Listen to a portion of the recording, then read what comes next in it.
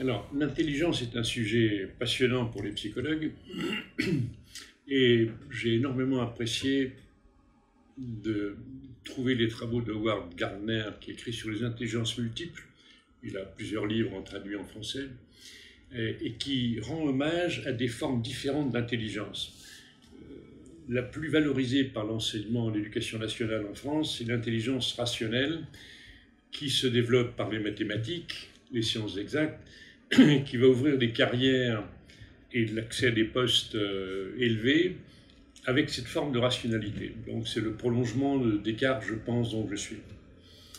Et déjà Damasio, quand il parle de l'erreur de Descartes, Spinoza avait raison, l'édition de Gilles Jacob, il dit bien comment si on n'est pas en contact avec ses sensations, ses émotions, on ne peut pas penser vraiment le monde de manière concrète.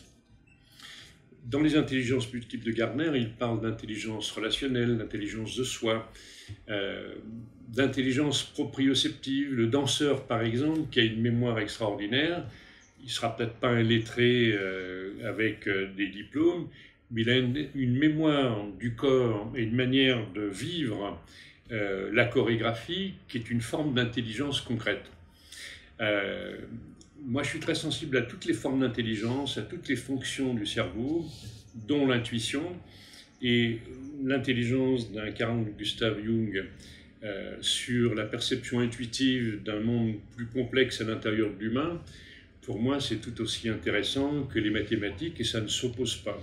Et donc, pour moi, il s'agit de développer ces intelligences multiples, mais il a parlé, Gardner, d'une 8e intelligence, qui est l'intelligence spirituelle, de comment on articule les choses entre elles.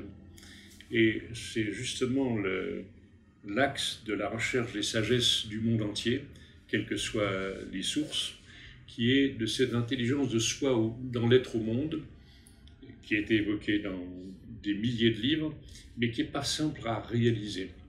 Cette union avec le monde, moi j'en ai publié un chapitre à la fin de mon livre « La liberté de s'accomplir », et c'est vraiment quelque chose sur lequel on peut travailler pendant très longtemps avant de rentrer dans l'expérience de cette intelligence de soi en situation. Par contre, cette façon d'être attentif et d'être dans une recherche d'intégration de toutes ces dimensions et cette ouverture à l'autre sans le résumer à sa fonction, son statut social, mais à sa richesse d'être humain, ça permet des ancrages relationnels extraordinaires qui deviennent une deuxième nature.